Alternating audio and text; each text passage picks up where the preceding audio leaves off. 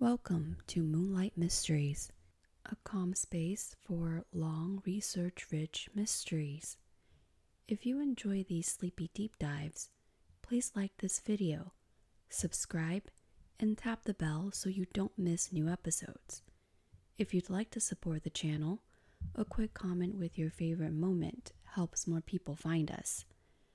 Now settle in, dim the lights, and let's begin. The Mary Celeste. In the winter of 1872, a brigantine sailing ship was found adrift in the vast Atlantic Ocean. No crew could be seen on deck. No voices answered hailing calls. The vessel was eerily silent and empty. This ship was the Mary Celeste, and the discovery of her abandonment became one of the most enduring mysteries of the sea. More than a century and a half later, the story of the Mary Celeste continues to captivate and perplex, spawning countless theories, legends, and imaginative tales. In this gentle, sleepy narrative, we will explore the full history and context of the Mary Celeste. We'll delve into what is known from historical records, examine the various theories from the realistic to the fringe, and paint a calm, detailed picture of this famous ghost ship's voyage into legend. Settle in comfortably as we journey back to the 19th century, a time of wooden sailing ships on open waters, of seasoned captains and perilous voyage. We will move slowly and carefully through the events, letting the waves of history carry us. With a soothing tone, we'll describe the Mary Celeste's construction and early years, introduce her captain and crew, recount the voyage from New York towards the Old World, and the unsettling scene that awaited those who found her adrift without her crew.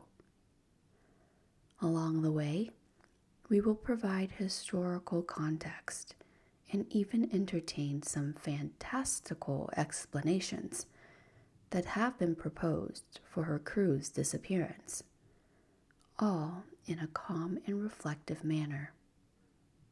Allow your mind to picture the scene, the endless ocean under a pale sky, the Mary Celeste's white sails slack in the breeze as she gently rocked in the swells, utterly devoid of human life. Imagine the soft creaking of the timber hull and the cry of distant gulls, the only sound in an otherwise hushed tableau. There is no sign of panic or violence, only an empty ship continuing its voyage alone. This is the puzzle that invites us in. What happened here? Let's begin by understanding the vessel itself and the people who sailed on her before we unravel the mystery piece by piece. Early history and cursed beginnings. The ship that would become Mary Celeste was born under a different name and flag. She was originally christened Amazon upon her launch in the summer of 1861 from a shipyard in Spencer's Island, Nova Scotia. Amazon was a sturdy two-masted brigantine about 100 feet long, built of solid wood and intended for transatlantic commerce. Her initial specifications listed her at about 198 tons and nearly 100 feet in length, a fairly typical size for a merchant brig of her era. In those days of wooden ships and iron men, vessels like her carried timber, coal, alcohol, and other cargoes between the New World and the Old, harnessing only the power of wind in their canvas sails. The Amazon's early years would later be cast in a sinister light by those looking for signs of a cursed ship.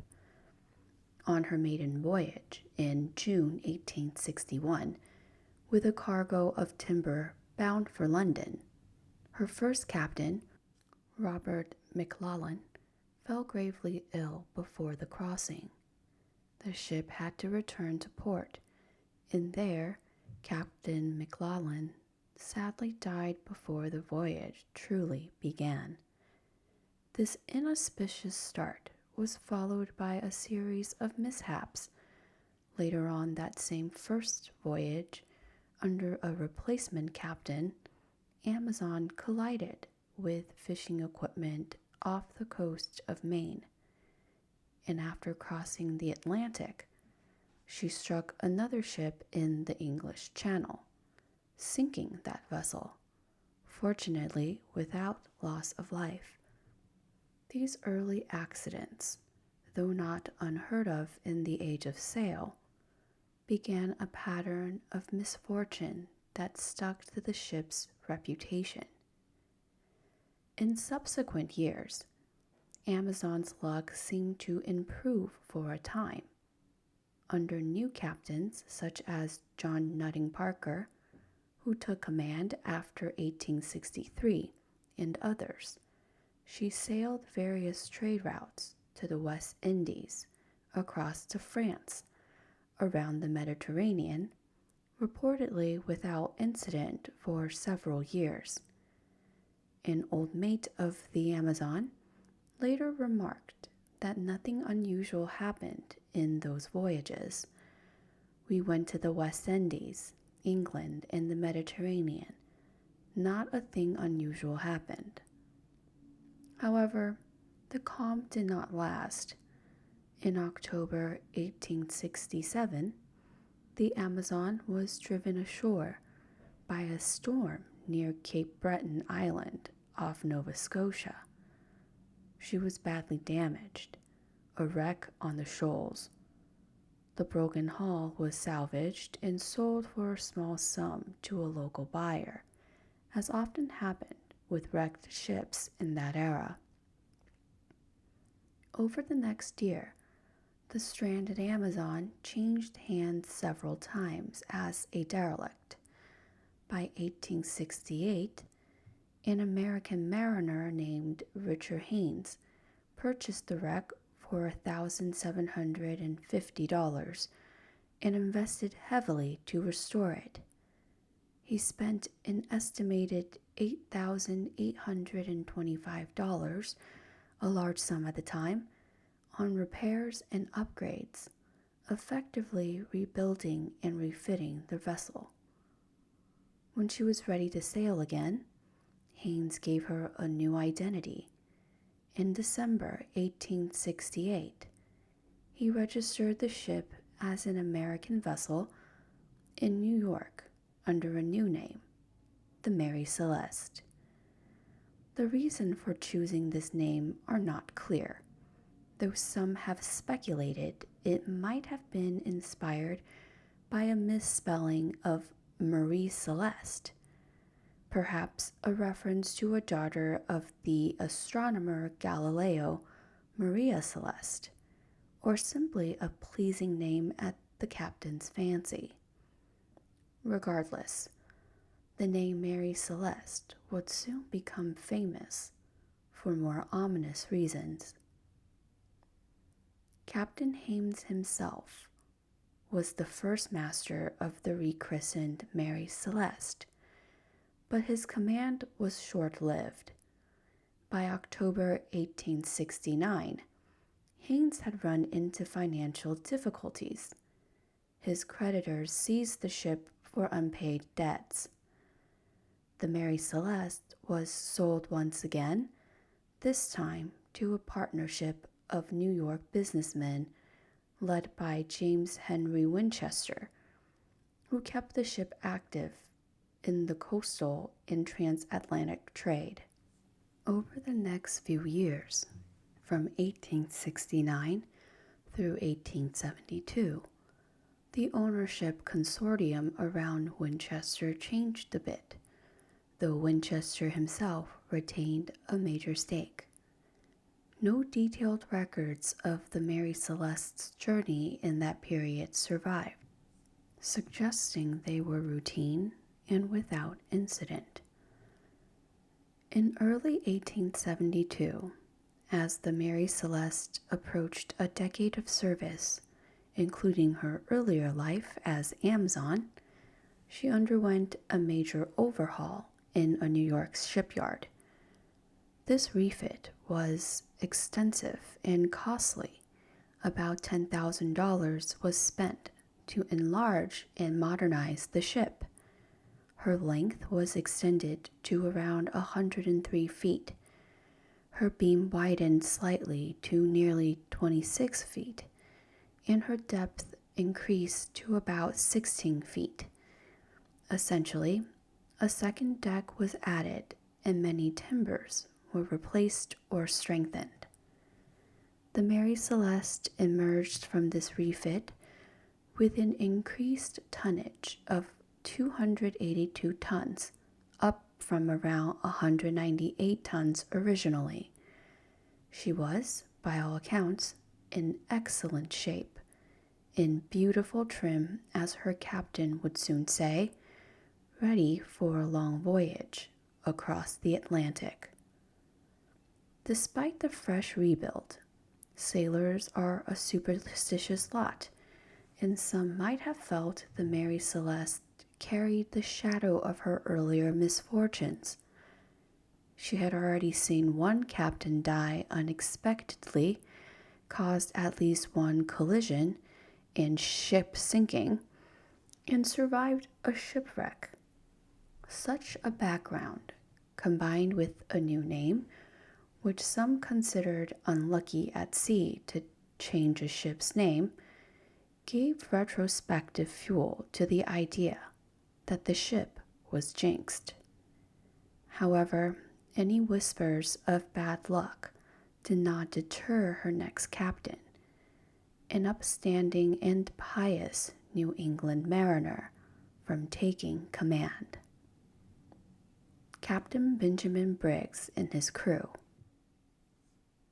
The man chosen to command the Mary Celeste on her next voyage was Captain Benjamin Spooner Briggs, a highly respected sailor from Massachusetts.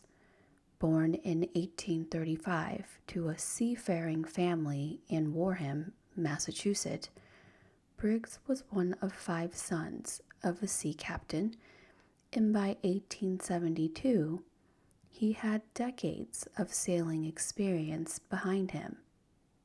He was known as an observant Christian, a teetotaler, abstainer from alcohol, and a devoted family man.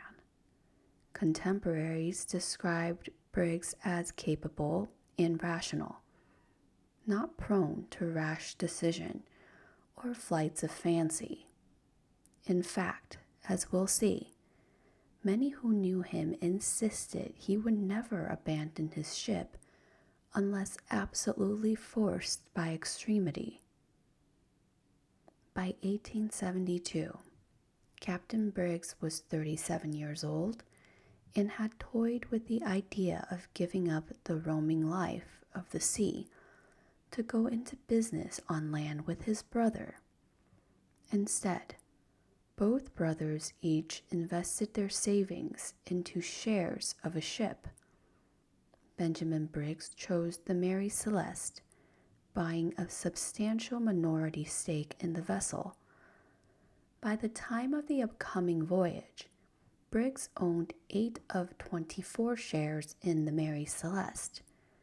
James Winchester, the principal owner, held 12 shares, and the remaining shares were held by 2 other investors. Thus, Briggs had a personal stake in the success of the ship and its journey.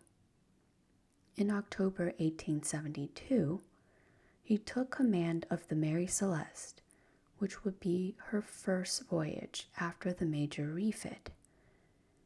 Captain Briggs made a significant decision that hints at his confidence in the ship and the voyage. He brought along his family.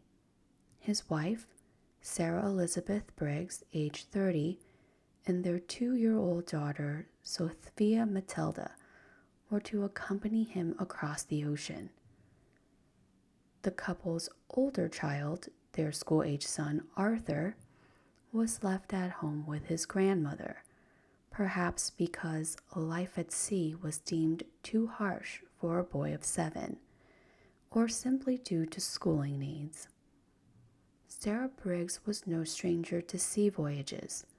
Early in their marriage, she had enjoyed a Mediterranean honeymoon cruise with her husband on one of his earlier ships, and she was described as a strong, steady woman. Having his wife and toddler on board suggests Briggs anticipated a fairly routine trip, certainly not one with unusual danger.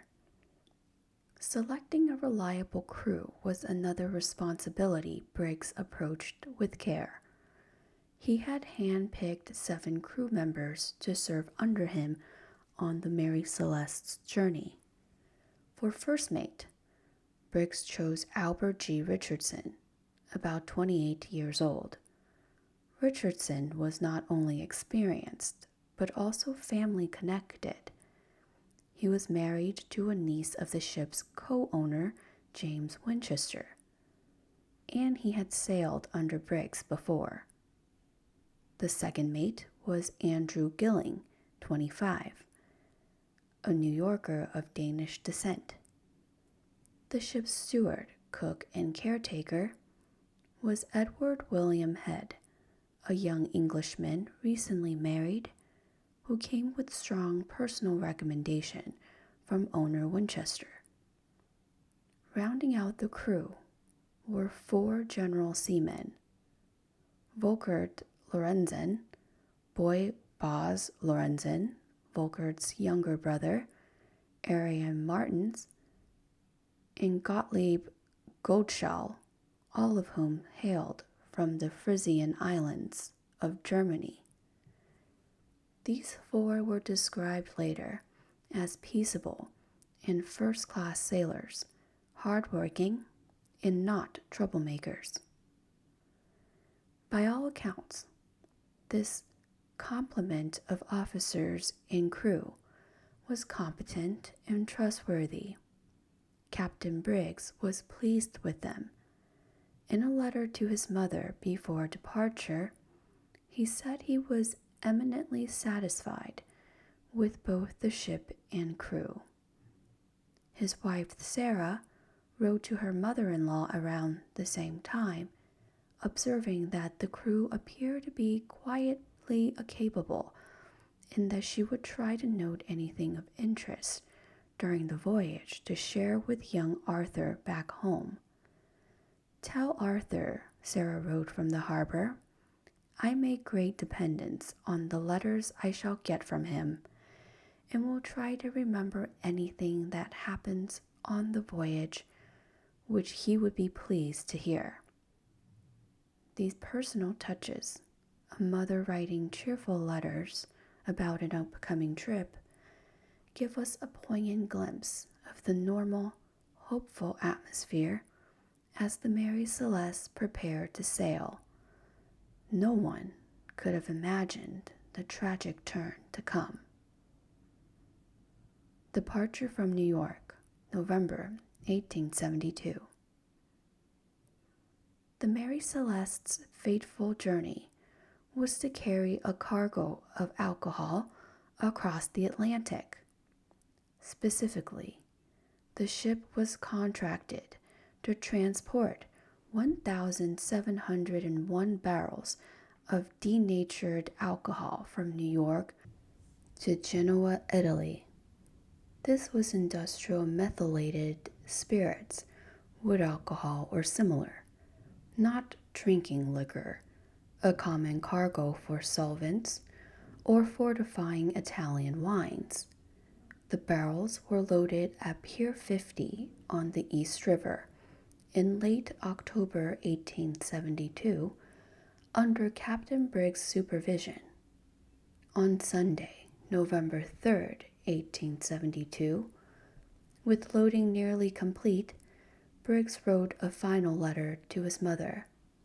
In it, he optimistically noted, "Our vessel is in beautiful trim, and I hope we shall have a fine passage."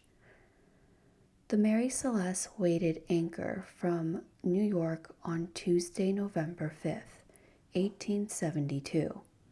However, the departure did not immediately turn into an ocean voyage. The weather that day was unfavorable, uncertain, and blustery, so Briggs decided to play it safe. He moved the ship only a short distance, anchoring off Staten Island to wait for better conditions. It was during this 2-day delay at Staten Island that Sarah Briggs sent her affectionate letter to her mother-in-law, the one telling little Arthur to write and promising to share stories of the voyage.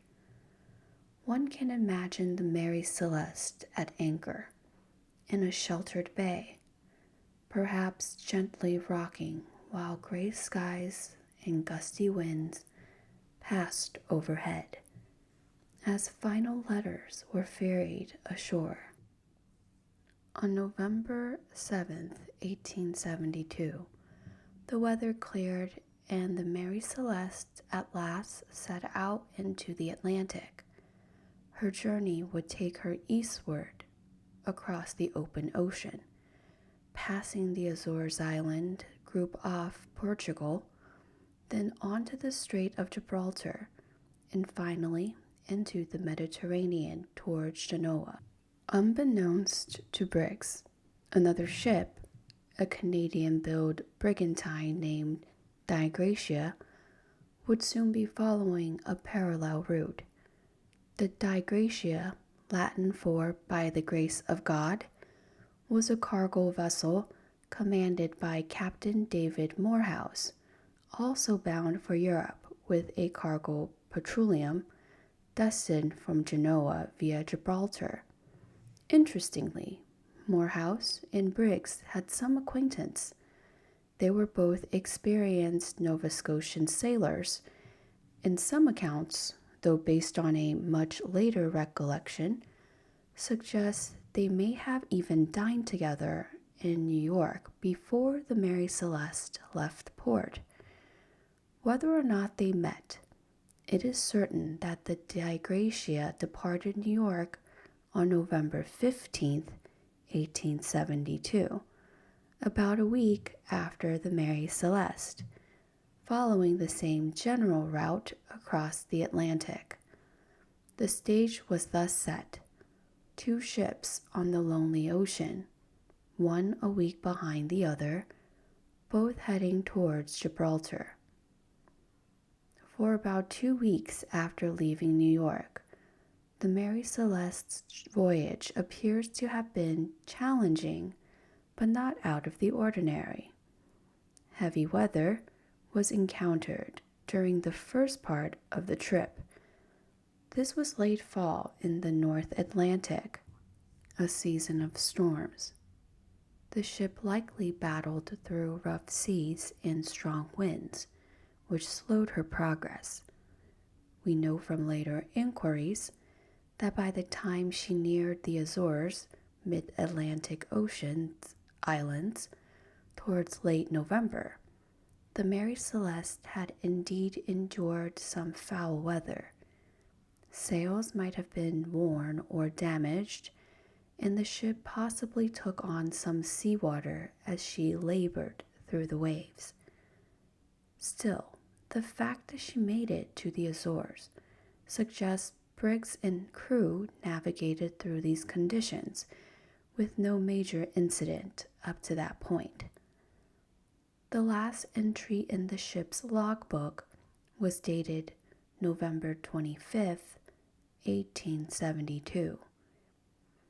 At 5 a.m. on that day, the Mary Celeste recorded her position off Santa Maria Island, the southeasternmost island of the Azores. Specifically, her coordinates were about 37 degrees 01 north, 25 degrees 01 west, very close to Santa Maria. This suggests that by November 25th, they had sighted land after weeks at sea. We also know that Captain Briggs altered course slightly around this time, likely steering north of Santa Maria Island, perhaps in hopes of finding a brief respite or checking his position by sighting land. Notably, he had expected to see land days earlier. It turns out the ship's chronometer, instrument for longitude, might have been faulty, making Briggs think he was further east than he really was. By the time he saw the Azores, Briggs likely noticed his navigation was off by about 120 miles. On the night of November 24 through 25, the weather had been rough again. Log entries, as later transcribed, mentioned strong winds over 35 knots and rough seas around that time. We can imagine the Mary Celeste tossing in a gale near these rocky islands, the crew no doubt fatigued by the constant vigilance heavy weather demands. Still, come the dawn of November 25th, there was Santa Maria Island in view. It must have been a relief to confirm their location. The course change north of the island that Briggs made could indicate he was considering a stop at the Azores if needed, or simply adjusting to pass them safely. After 8 a.m. on November 25, 1872, we have no further recorded words from Captain Briggs or his crew. The Mary Celeste's log goes silent. Whatever happened next happened without being written down, or at least any such records did not survive. The ship, however, continued on her journey, alone. The ghost ship in the Atlantic. Fast forward 9 days to December 4th, 1872. The Dei Gratia, Captain Morehouse vessel, had been sailing steadily along eastward on the same track the Mary Celeste would have taken. By early December, the Dei Gratia was about midway between the Azores and the coast of Portugal, not far off the prime shipping lanes to Gibraltar. It was early afternoon, around 1 p.m. ship's time, when the helmsman of the Dei Gratia spotted something unusual on the horizon. There, about 6 miles off, was another ship moving erratically in the choppy seas. Captain Morehouse was summoned to the deck and trained his glass on the distant vessel. The sight made his heart skip. The ship looked familiar. As it drew nearer, Morehouse could discern the name on its stern. It was the Mary Celeste, the very ship that had left New York 8 days before his own. Mary Celeste should have been far ahead, possibly already in the Mediterranean by this time. Yet here she was, and something was clearly wrong. Her sails were in disarray, some set awkwardly, others missing or torn, flapping uselessly in the breeze. The vessel yawed and veered in an aimless path. Morehouse noted the odd set of her sails in her unsteady course. and he received no reply when he tried to signal the ship. No one was visible on deck at all. The Mary Celeste was sailing uncrewed, or so it seemed. By the next day, on December 5th, 1872, sea time, which often differed by one day from land calendars due to how ships logged time, the Dei Gracia had overtaken the wayward brigantine. After hours of observation and seeing no sign of crew, Morehouse decided to send a boarding party to investigate. First mate Oliver DeVoe and second mate John Wright from the Dei Gracia rowed a small boat over the drifting Mary Celeste. They hailed again. Silence. Bracing themselves, they climbed aboard the ladder or ropes hanging down her side. What they found only deepened the mystery. Mary Celeste was completely deserted. Not a single soul on board. Yet there was no obvious catastrophe to explain it. DeVoe and Wright began a cautious survey of the ship from bow to stern. They noted that the main hatch cover was secure in place over the cargo hold, but two other hatches, the fore hatch and the lazarette hatch, were open, with their covers lying nearby on the deck. This suggested someone had opened these hatches, possibly to inspect the hold or ventilate it. The ship's lifeboat was missing. The Mary Celeste had a small yawl, a kind of rowboat that apparently was normally stowed atop the main hatch. It was now gone. The ropes that should have secured the yawl in place were found broken or hanging loose. This immediately indicated that the crew had launched the lifeboat at some point. Nearby, the sailors found a peculiar item on deck, a makeshift sounding rod, a tool perhaps made of sticks of wood, improvised to measure water in the bilge, lying abandoned. A sounding rod would be used if one suspected the ship was taking on water and wanted to gauge the depth in the hold. The presence of a jury-rigged one hinted that the crew had been actively checking for leaks or flooding. DeVoe went below decks to inspect further. He found the interior wet and messy, but not destroyed.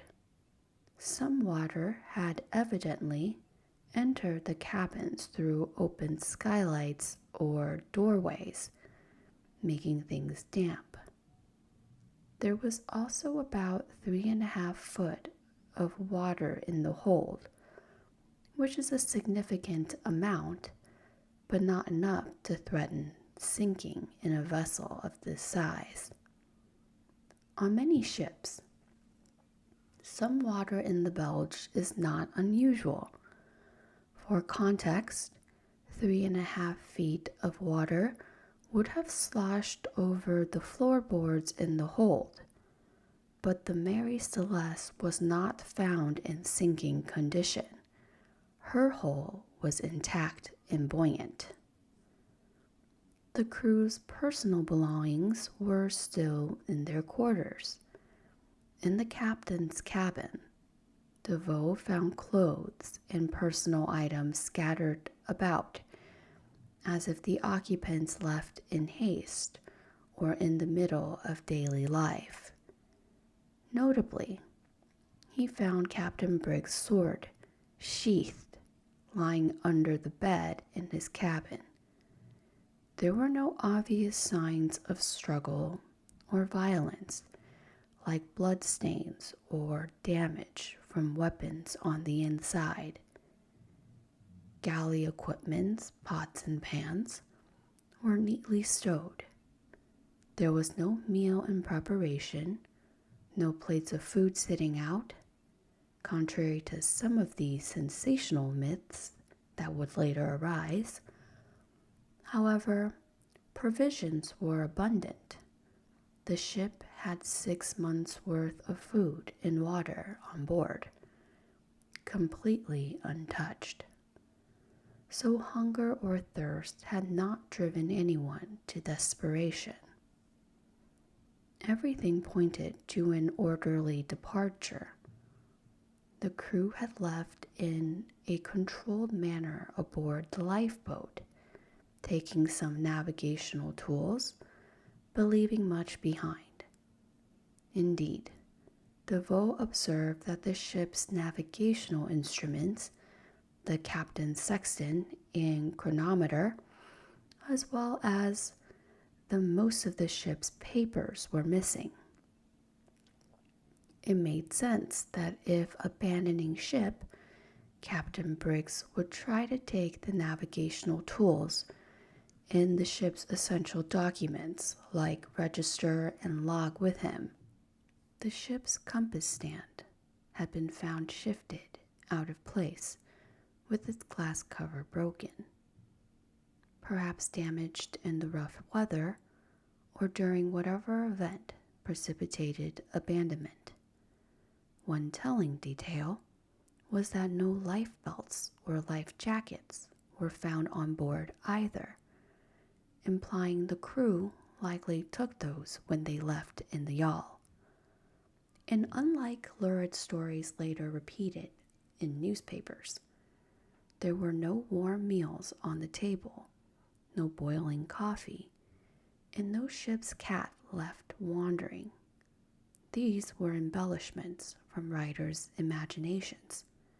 The reality, as reported by DeVoe and Wright, was strange enough. A seaworthy ship, lightly damaged but perfectly sailable, left completely empty in mid-ocean with no clear reason. After his initial inspection, First Mate DeVoe returned to the Dei Gracia and gave his report to Captain Morehouse. They were astonished and perplexed. The Mary Celeste had been in a ghostly state, sails flapping, wheels creaking perhaps, but no human aboard to guide her. Morehouse now had to decide what to do. Under maritime law, whoever salvaged an abandoned vessel at sea can claim rights to a salvage reward, typically a substantial share of the combined value of the ship and its cargo. But to claim that, one had to bring the derelict safely to post. This was no small task. The Mary Celeste was found about 400 nautical miles east of the Azores and roughly 600 to 700 miles west of Gibraltar. To sail her to Gibraltar, the nearest suitable port in Admiralty Court jurisdiction, would require splitting the already minimal crew of the Dei Gracia. After some deliberation, Captain Morehouse resolved to salvage the Mary Celeste. He divided his crew of 8. He himself, plus 4 men, stayed on the Dei Gracia. First Mate Oliver DeVoe and 2 experienced seamen were sent back to navigate the Mary Celeste. This left both ships short-handed, but they hoped manageable. They agreed to sail in tandem towards Gibraltar. The journey to Gibraltar with the ghost ship in tow was slow and difficult. Both vessels were undermanned, and the winter Atlantic weather was capricious. There were days of calm and days of fog. At one point, Mary Celeste, under DeVoe's command, hit a patch of thick fog, which further delayed her, so that the De Gracia actually arrived at Gibraltar a day ahead of the Mary Celeste. On December 12th, 1872, the De Gracia reached Gibraltar safely. The next morning, December 13th, the Mary Celeste, almost as if unwilling, finally made port as well, guided into the bay by DeVoe and his skeleton crew. One can imagine the scene, the haunted-looking Mary Celeste gliding into Gibraltar's harbor under the gray morning light, perhaps observed by dock workers and other ship's crew with curiosity and trepidation. A local Gibraltar newspaper later noted the arrival of a brigantine Mary Celeste under strange circumstances. At that time, no one yet understood what had happened, only that the ship had been found abandoned and brought in by another crew. As soon as Mary Celeste arrived, the British Vice Admiralty Court at Gibraltar impounded the vessel pending an investigation. This was standard procedure. A salvage hearing would be needed to establish the facts and decide on any award to the salvors, Morehouse and his men. However, this case would prove anything but standard. The stage was now set for an official inquiry, one which would produce more questions than answers, and mark the beginning of the Mary Celeste's legend as an unsolvable riddle. Oliver DeVoe, exhausted from double duty of salvaging the Mary Celeste, wrote to his wife after reaching safety at Gibraltar. He described the ordeal of bringing the derelict in, saying, "I can hardly tell what I am made of, but I do not care so long as I got in safe." Still, despite his fatigue, he knew one thing for sure. This salvage will likely be quite valuable. "I shall be well paid for the Mary Celeste," he confidently told his wife. Little did he know that suspicion and controversy were about to cloud that payment. The Gibraltar Salvage Inquiry. On December 17, 1872, only a few days after the ship's arrival, the Vice Admiralty Court in Gibraltar convened a salvage hearing for the Mary Celeste. The hearing was presided over by the Chief Justice of Gibraltar, Sir James Cochrane, but much of the proceedings were driven by the court's Attorney General, Frederick Solly Flood. Solly Flood held multiple titles. He was also Advocate General and Proctor for the Queen and Admiralty, and he took a very active role in investigating what he increasingly believed might be a crime rather than a simple salvage case.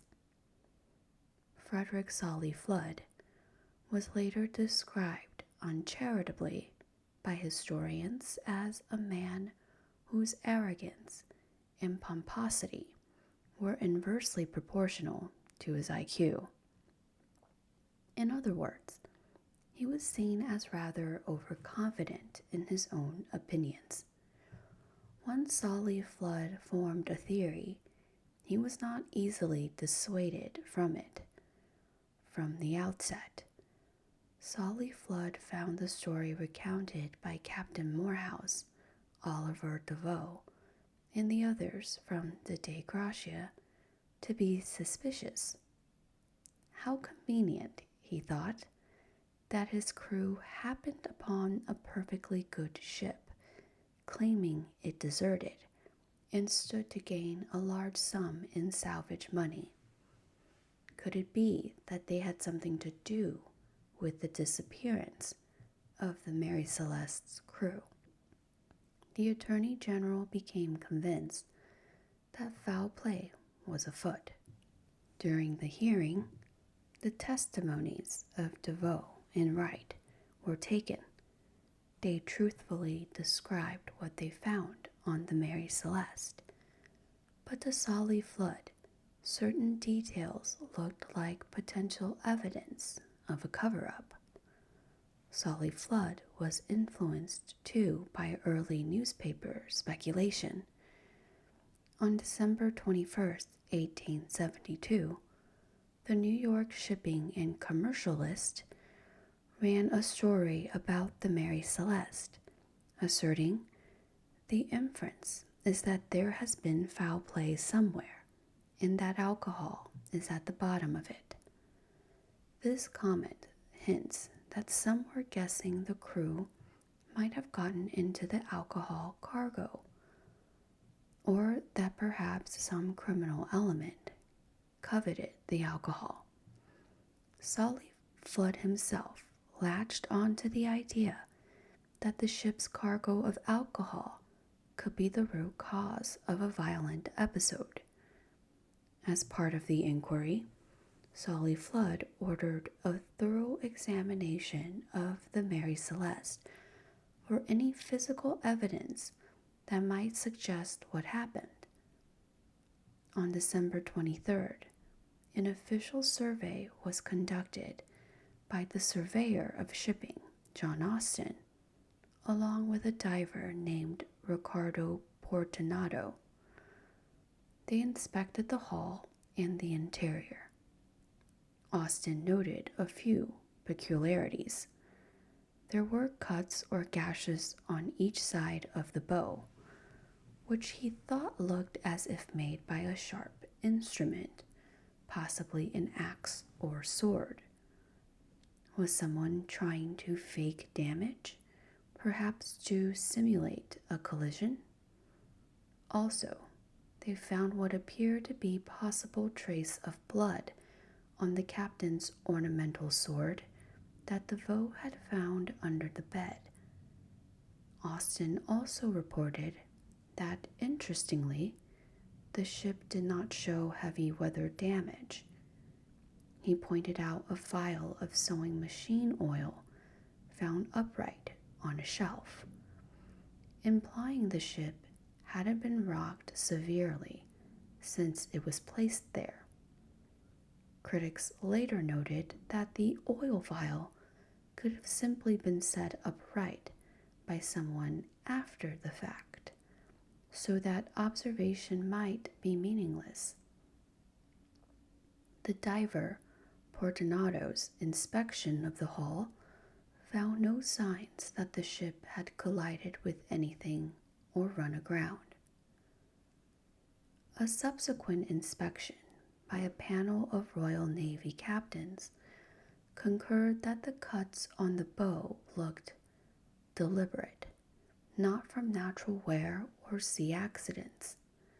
They also found some stains on a rail that looked like blood, and a deep gouge mark that might have been caused by an axe.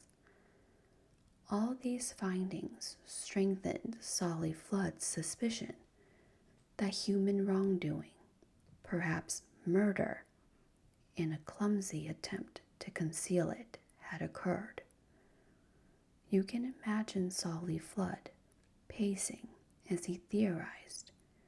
Perhaps the crew of the Mary Celeste or some infiltrators had gotten into the alcohol, murdered Captain Briggs, his family, and the officers, then cut the bow to fake a wreck, and fled in the lifeboat. Indeed, by January, Solly Flood wrote to the Board of Trade in London, outlining his theory just like that. He accused the Mary Celeste's crew of murdering the Briggs family and officers in a drunken frenzy, chopping the bow to make it look like they hit something, and absconding in the yawl to an unknown fate. Solly Flood also suspected Captain Morehouse and the De Gracia crew of not telling the whole story.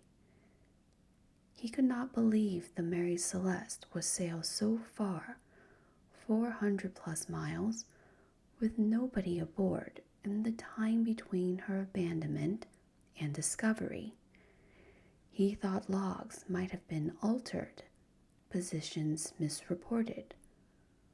Perhaps he imagined the De Gracia had actually found the Mary Celeste much nearer to the Azores and had a hand in foul play, or at least wasn't forthright about the timeline.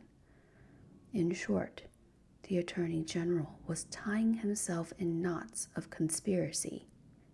Either the Mary Celeste's own crew went rogue, or the Salvers were lying, or both. The owner of the Mary Celeste, James Winchester, arrived in Gibraltar in mid-January 1873 to take part in the proceedings and to represent his interest. The cargo still needed delivering to Genoa eventually. Winchester was startled to learn that Solly Flood even suspected him of possibly hiring a crew that would carry out some insurance fraud or crime. Winchester vehemently defended Captain Briggs' character, affirming that Briggs would never abandon ship unless absolutely necessary, and that he was no drunkard or fool. The idea that Briggs hired or sailed with the murderous crew was, in Winchester's view, absurd.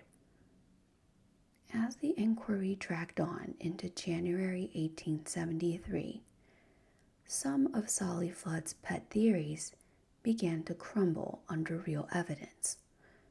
Firstly, a chemical analysis was done on the stains found on the sword and elsewhere. The result? No blood. The stains were not of human blood at all. So the supposed blood stains were likely rust or some other substance, immediately undermining the violent fight narrative.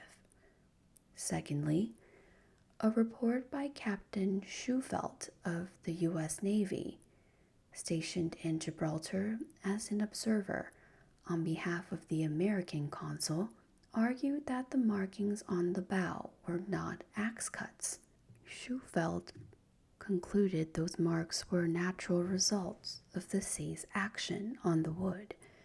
Basically, they were not deliberate at all. This directly contradicted Solly Flood's interpretation.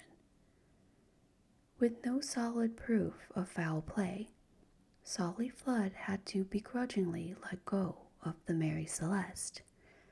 On February 25th, 1873, the court finally released the ship, allowing Winchester to reclaim it and organize finishing the delivery of the cargo. A new captain and crew, hastily gathered from locals and some sailors from Massachusetts who came over, were appointed to take the Mary Celeste on from Gibraltar to Genoa.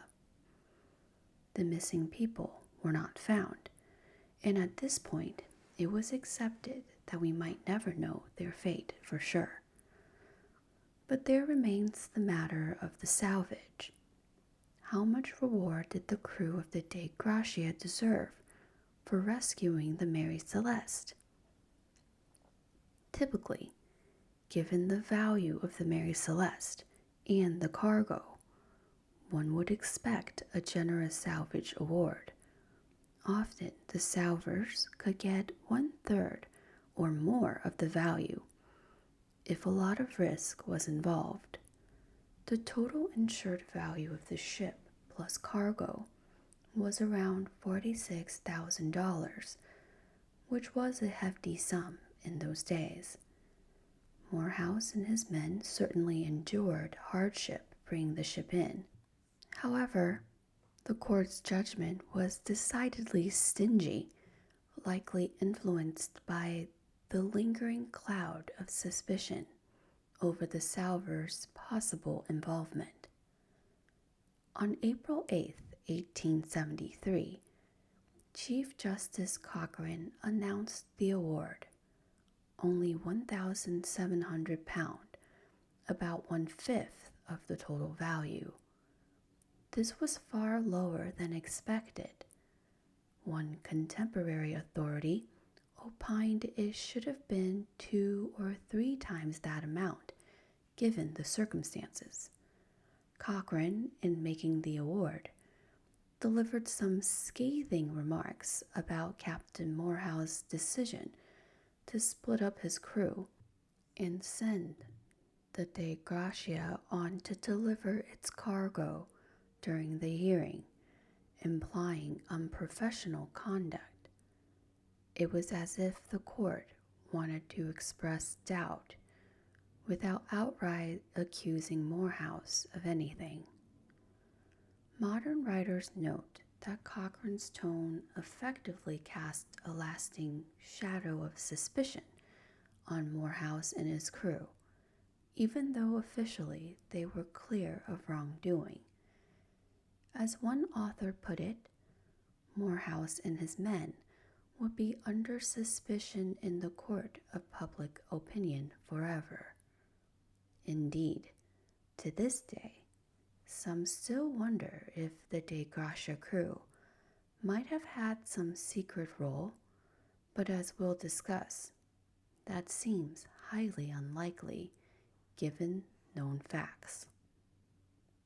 With the inquiry over, Mary Celeste's name had already been splashed across newspapers, and her story carried an air of eerie enigma.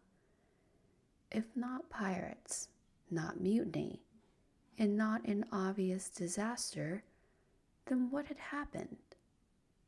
The official answer was simply, we don't know. The crew of 10, Briggs, family, and 7 sailors, were presumed lost at sea. The case was closed without resolution, and Mary Celeste sailed on to deliver her cargo in Italy, arriving late March 1873. But in the public's imagination and among maritime circles, the mystery was just beginning. Over the next decades, speculation and sensationalism would run wild. Before we explore the many theories, plausible and fantastical, that have been proposed, let's recap the key puzzle pieces from the evidence on hand. The Mary Celeste was seaworthy when found, with minimal damage. All crew were gone via the missing lifeboat. Last log entry November 25th, near Azores, found adrift December 5th, about 400 to 600 miles east, meaning she drifted perhaps that far in 9 to 10 days. Hatches. The main hatch closed. Fore and lazarette hatches were open, suggesting inspection of cargo or airing out. Cargo was largely intact. Later inspection found 9 out of 1,701 barrels empty. Those 9 were made of red oak, a more porous wood. 3.5 feet of water in the hold. Some water, but not catastrophic. One of 2 pumps was disassembled, likely clogged and taken apart for repair. Makeshift sounding rod on deck.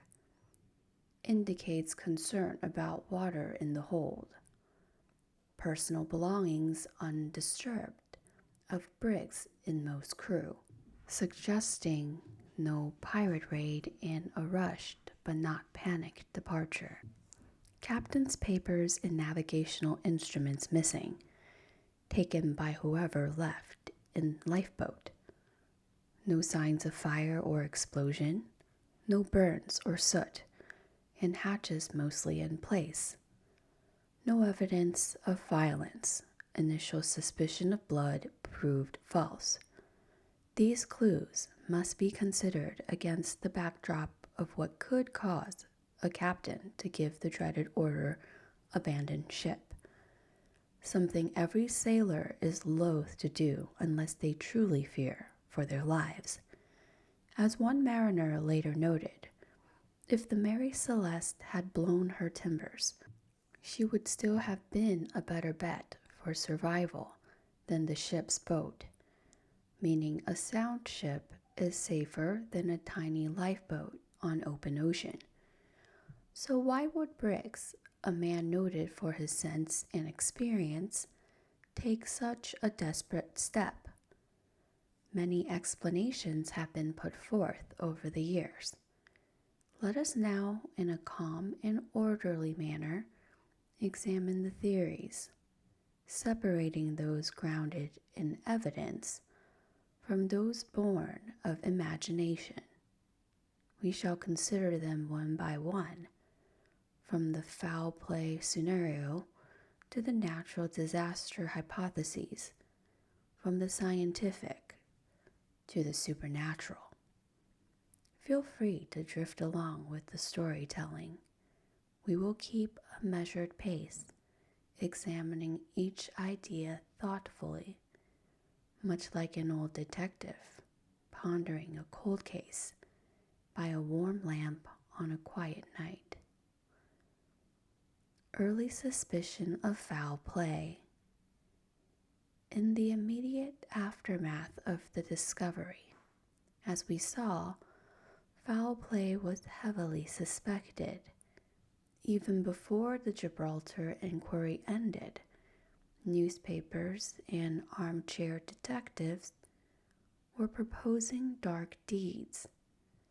Let's revisit these human-driven explanations and see what evidence or flaw each has. Piracy. One of the earliest theories published by the New York Times in February 1873 was that pirates had attacked the Mary Celeste. The suggestion was that the pirates seized the ship, murdered everyone on board, then abandoned the vessel near the Azores, and then escaped. At first glance, this fits the period. The 19th century did have pirates in some seas. However, there were key problems.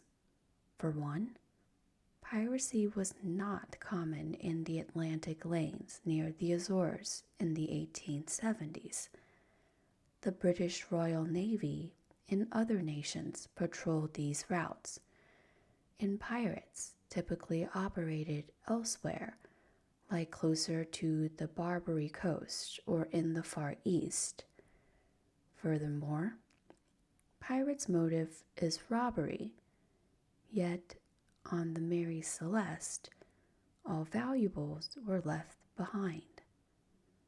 The personal belongings, the ship's cargo, even supplies were untouched. If pirates had seized her, they likely would have looted the ship or taken it somewhere, not left it in sailing condition with cargo intact. There were no signs of struggle or battle, no bullet holes, no sword slashes on the interior, no bodies. The idea fizzled because it didn't match the evidence. As one commentary later noted, pirates didn't usually just slaughter a crew and leave a perfectly good ship. They would either steal the cargo or the vessel itself. And indeed, no pirate group operating in that area were reported around that time who could be the culprit. Moroccan Riffian pirates existed, but typically attacked closer to Africa, and they robbed ships. In this case, nothing was plundered. Mutiny and murder. Another scenario posits that the crew themselves might have turned on the captain. This was the narrative Solly Flood fancied. The crew gets into the alcohol, perhaps drinks the denatured spirits, though doing so would be essentially poison and extremely unpalatable. Then, in a drunken rage, murders Captain Briggs, his wife, and the officers, and flees. The New York Times even reported speculation along these lines, suggesting some of the men probably obtained access to the cargo and were thus simulated to the desperate deed. But this theory has several strikes against it. Firstly, Captain Briggs' selection of crew was careful. These were not ignorant roughs, but experienced sailors with good reputations. There was no known conflict or tension reported on departure. Secondly, denatured alcohol is not drinkable rum or whiskey. It's more likely to make you violently ill or blind than drunk. It contains methanol and other additives to prevent consumption. So the notion that the crew suddenly decided to imbibe it is far-fetched. Thirdly, if the crew had killed Briggs and fled, where did they go? A lifeboat at sea with 8 to 10 people, if they spared no one but themselves, would have been extremely precarious. No trace of the crew or lifeboat was ever found in subsequent searches of nearby coasts and ports. It's as if they vanished off the face of the earth, which could happen if they drowned at sea. But one would expect at least some debris or bodies washing up if a massacre had occurred. The mutiny theory also doesn't explain why the ship was left in relatively neat order. A murderous brawl likely would have left blood or damage. Remember, tests showed no blood evidence on board, and all the mess was consistent with water sloshing in, not human violence. Later writers also pointed out the crew's impeccable record. None had a history of trouble, and their families, like descendants of the Lorenzen brothers, strongly refuted the idea they'd do such a thing. Morehouse in the De Gracia crew. Could the discoverer also be the perpetrators? Over the years, some suggested that Captain Morehouse might have laid in wait, somehow overtaken the Mary Celeste, killed Briggs and company, and then staged the abandonment to claim salvage.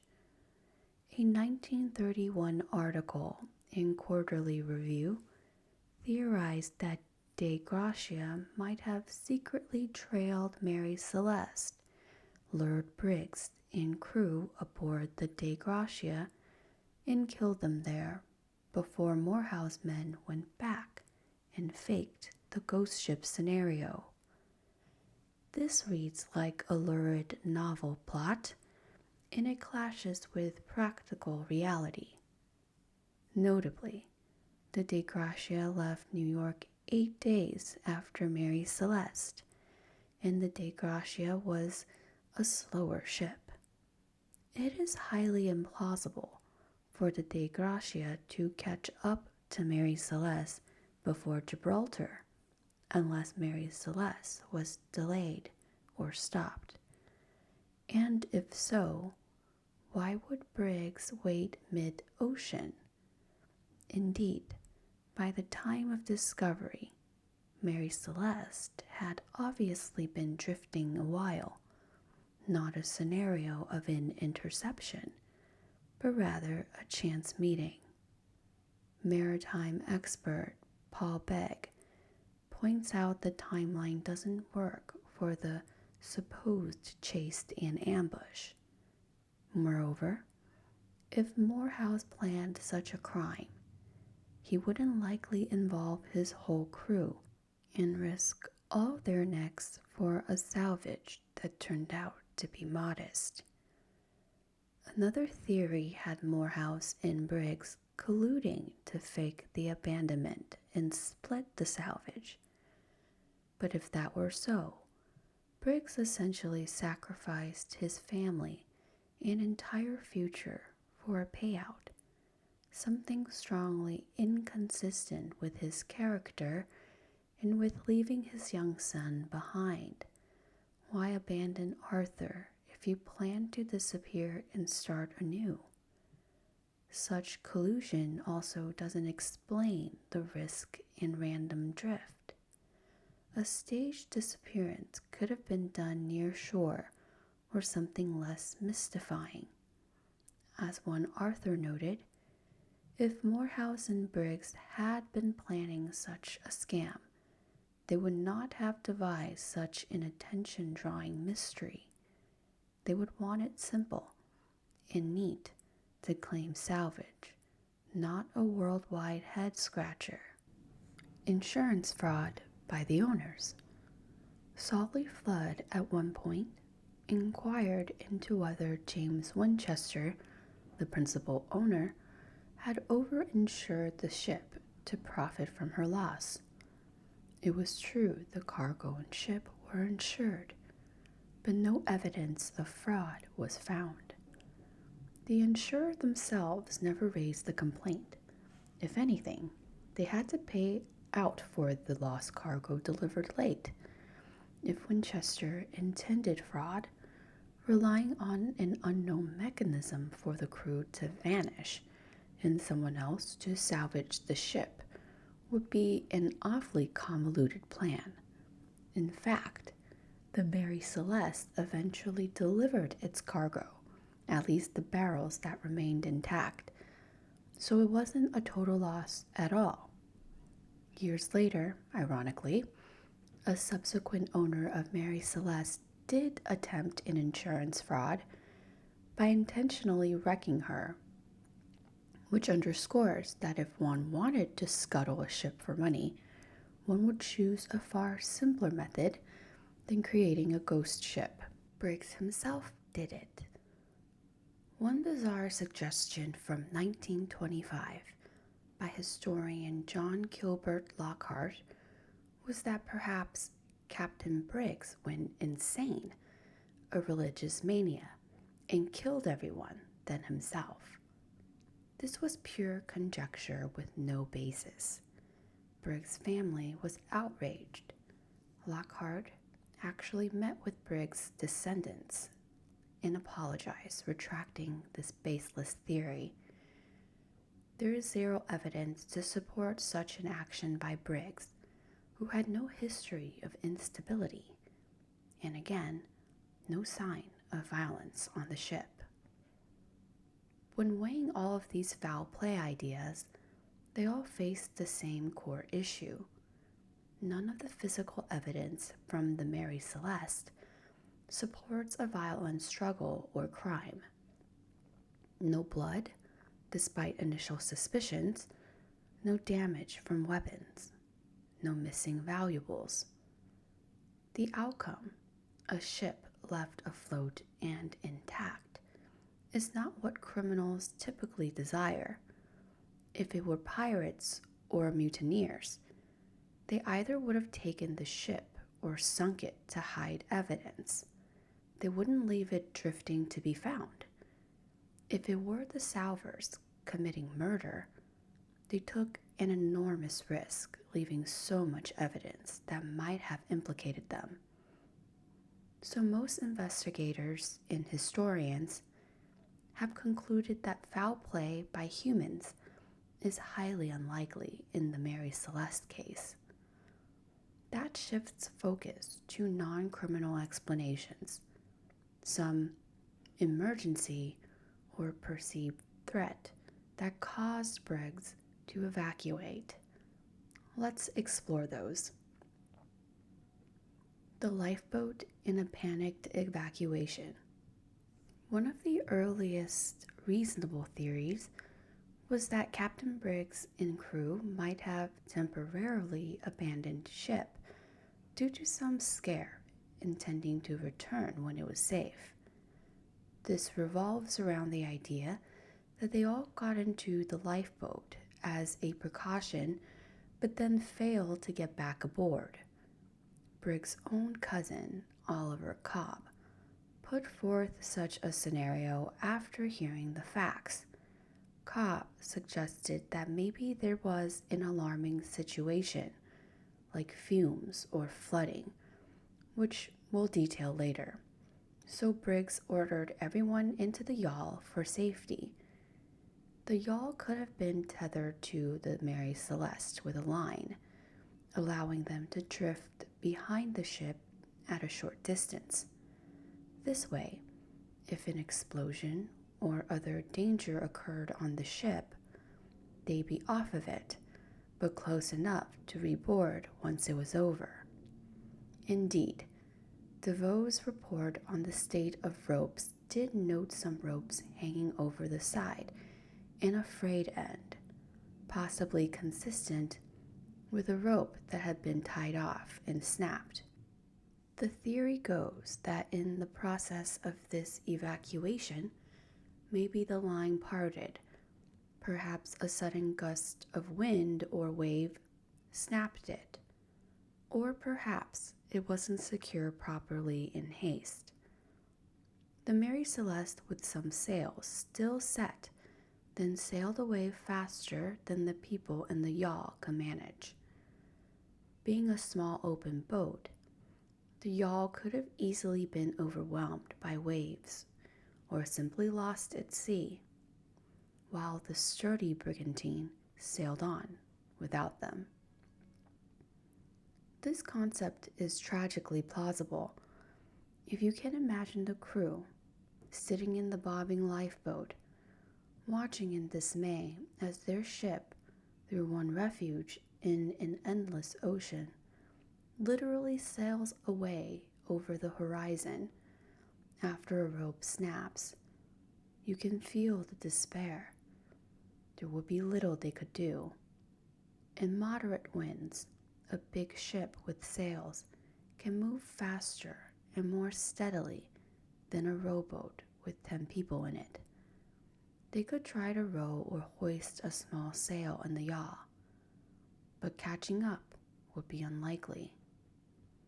Eventually, the occupants of the lifeboat would succumb to thirst, exposure, or drowning in rough seas.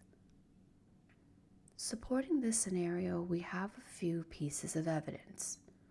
The cut or frayed rope. Arthur N. Putman, an early 20th century investigator of sea mysteries, noted that the rope would have attached the yawl was found cut, not neatly untied. A cut rope suggests urgency. They may have used a knife to free the lifeboat quickly. If a dangerous situation was perceived, they might not take time to carefully untie knot lines. No one left on board. If it were a planned desertion, for example, mutiny or intentional, one might expect some people to remain or different patterns of leaving. But in All Hands in the Lifeboat suggests an unified decision by the captain. Orderly ship, but quick exit. Things were left behind, but somewhat in order, indicating they weren't in total panic. They secured the main hatch, stowed the galley, but didn't pack belongings. It's likely they thought they'd be coming back, perhaps soon. Oliver Cobb's notion was exactly that, a temporary evacuation as a safety measure. Some experts have critiqued this idea. McDonnell Hastings, a writer in the 1950s, argued that an experienced captain would know abandoning ship is a last resort. He wrote that if Briggs did so, he would have behaved like a fool. Worse, a frightened one. Essentially saying Briggs should have known even a potential explosion risk might be better faced on the big ship than in a tiny boat. Hastings believed Briggs was too wise to make that mistake. However, we must consider the context. If Briggs believed the ship might literally blow up or sink under them, his protective instinct, especially with his wife and little daughter on board, might have overridden the abstract wisdom of ship is safer. In an unfolding emergency, even the best captains have to make snap choices. Let's hold on to the lifeboat idea. It likely is part of the final answer, but it leaves the question, what frightened them off the ship? For Briggs to say abandoned ship, he must have perceived a grave immediate danger. Two main possibilities exist: environmental, natural disaster, or mechanical cargo related, like fire or explosion threat. We'll examine each. Natural disaster theory. The ocean can be a theater of sudden and terrifying events that leave little trace. Here are some natural phenomena that could have struck the Mary Celeste, forcing the crew off. Waterspout. A waterspout is essentially a tornado over water, a whirling column of wind and sea spray. These can appear without much warning and could conceivably wreak havoc on a ship's rigging. One idea is that a waterspout might have hit the Mary Celeste. This could explain the tattered sails and damaged riggings. A powerful waterspout could also drop a large amount of water on the deck suddenly, perhaps accounting for the water in the hold. Moreover, there is an interesting effect. A tornado or waterspout can create very low barometric pressure, which might cause water to be sucked up from the ocean surface or forced up through the pump and plumbing. Some commentators suggest this could lead to water being driven into the bilges and up into the pump, making it seem like the ship was flooding rapidly. If the crew experienced a sudden strike that partly dismasted the ship or ripped sails, plus saw water rising, they could have thought the ship was going down. It's worth noting that the Mary Celeste's pump was found disassembled. Why? Possibly because it wasn't working properly. The ship had been recently loaded with coal on its prior trip, and during the refit, a lot of sawdust and debris might have been left. If coal or debris clogged the pump, the crew may have been struggling to clear them, hence taking one apart. If at the same time water was sloshing in from heavy seas or a waterspout, they might have gotten a faulty reading on how flooded the ship was. The waterspout idea is dramatic, but not implausible. It was considered by First Mate DeVoe himself. He speculated that maybe a false sounding due to pump malfunction made Briggs think the ship was rapidly sinking, possibly after something like a waterspout strike. If a waterspout hit and knocked open hatches or forced water in, the crew might have thought a freak event was sinking them. The lack of heavy damage, however, suggests if a waterspout did hit, it wasn't catastrophic. But the crew wouldn't necessarily know that amidst the chaos. This theory aligns with a scenario of overestimating the danger. The ship, in reality, remained sound, but the crew's perceived risk led them to a fatal decision to abandon. Rogue waves.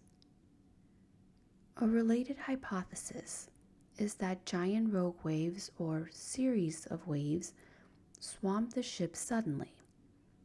If a huge wave crashed over Mary Celeste, it could have dumped water down open hatches or skylights, possibly damaging the rigging or even sweeping someone overboard. The ship could have been temporarily knocked on its side, frightening those aboard.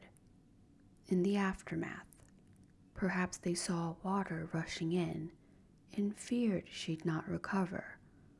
It might explain the wet interior and maybe some damage to the binnacle or one of the rails, if the wave carried something into it. Rogue waves, while rare, are known to reach heights that can challenge ships. If 2 or 3 big waves hit in succession, the crew might truly believe the ship was foundering. Again, they'd possibly take the lifeboat if they thought the ship was about to capsize. However, usually after a wave passes, a sturdy ship will right itself, which the Mary Celeste apparently did. By then, if the crew had already launched the yawl, they could have been left behind. Submarine earthquake. The idea of a seaquake, an earthquake under the ocean, has been floated as well. An undersea quake can cause shock waves that might not be as dramatic as a surface storm, but could create a weird, terrifying effect.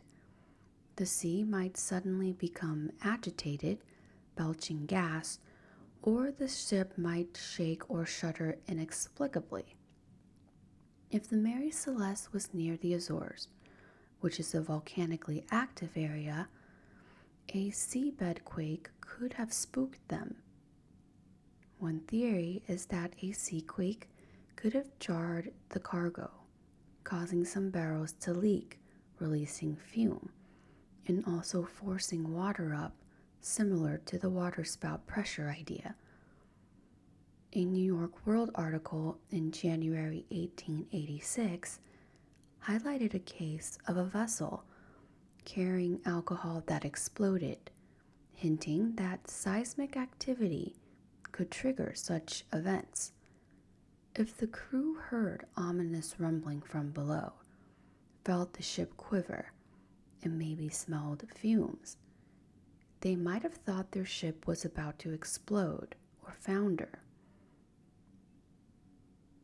Misleading calm and drift towards danger. Another suggestion is that the Mary Celeste might have been caught in a calm near a known hazard like a reef, and Briggs, unable to maneuver, decided to temporarily evacuate. Specifically, the Dolabarat Reef off Santa Maria Island in the Azores was mentioned. if Mary Celeste was becalmed and drifting towards breaker or reefs, Briggs might try to reach land by lifeboat. But this theory falls short, because if becalmed, one would expect all sails set to catch any breeze. Yet, Mary Celeste was found with many sails rolled up, and some missing. Also, by the time they were found, they were far from the Azores, and there's no evidence that they were near reefs later, so this scenario seems less convincing. Icebergs.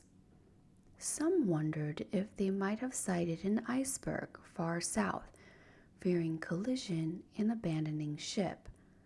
But in those latitudes, an iceberg would be extraordinarily unlikely. As hydrographic studies noted, none were reported that far south and east. Other ships would likely have spotted it too, so we can probably rule out a stray iceberg scare. In summary, the natural disaster theories revolve around something making the crew believe the ship was about to sink, prompting a rushed evacuation. Waterspout or rogue wave with pump malfunction, giving a false sense of flooding, is a leading combination that many find plausible. Let's recall that a sounding rod was found on deck, implying someone measured the water in the hold, likely in concern. If the pumps were clogged and the ship had some water, maybe the gauge or the usual method to check water wasn't working, hence the makeshift rod. They might have gotten a reading, perhaps inaccurate. If they truly thought we're taking on water fast and the pumps can't work, and possibly the weather was still rough, then an abandonment makes sense. And if concurrently they feared an explosion, that's a double impetus to get off. Which leads us to the next set of theories, those involving the cargo of alcohol itself. The alcohol fumes and explosion theory.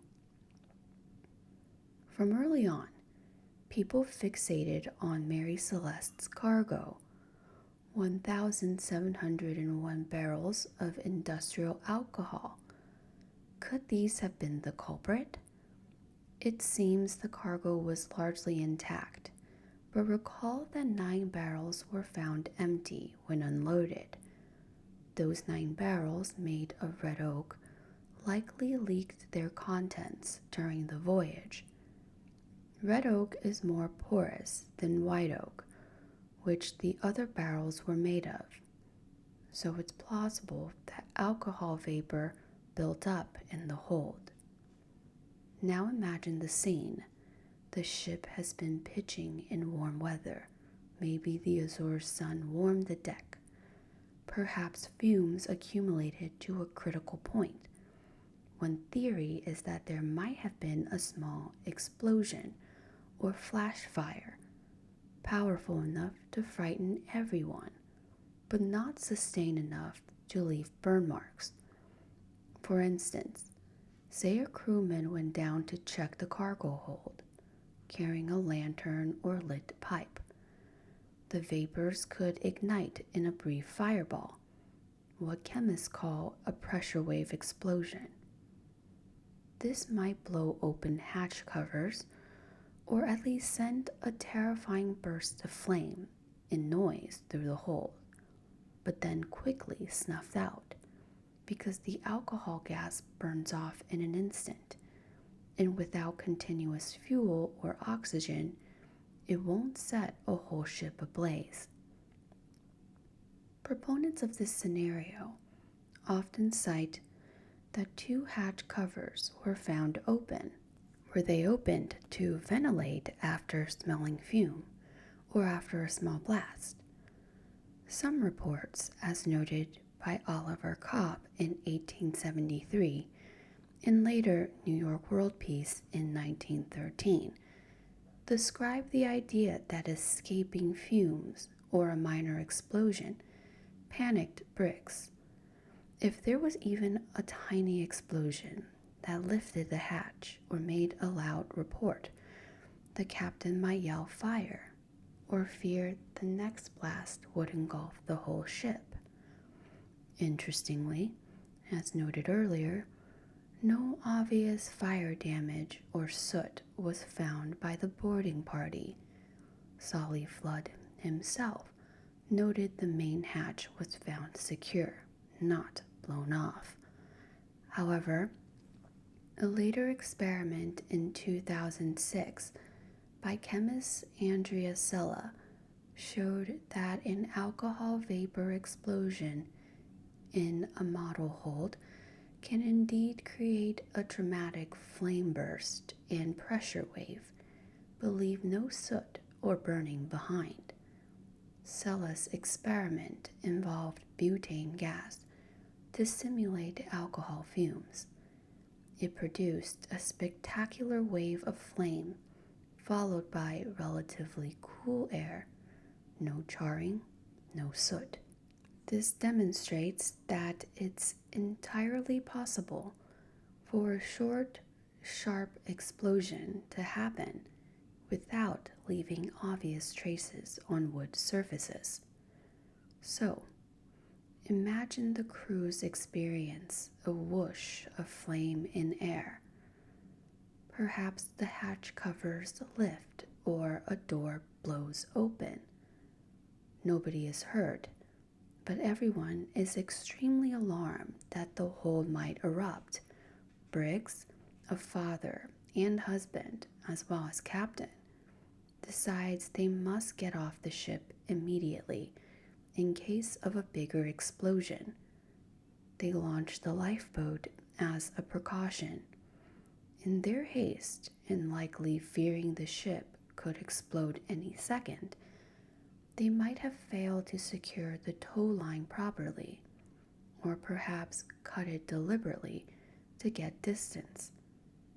They float a safe distance away, watching for the ship to either blow up or not. Then fate intervenes. A gust of wind fills the Mary Celeste's sails, and she glides away, leaving them behind. Alternatively, if they did tie a rope, maybe a smoldering ember or just friction parted it, or the knot slipped. The alcohol explosion theory has been championed by many as the most likely explanation. Oliver Cobb believed it, given he knew Briggs to be cautious.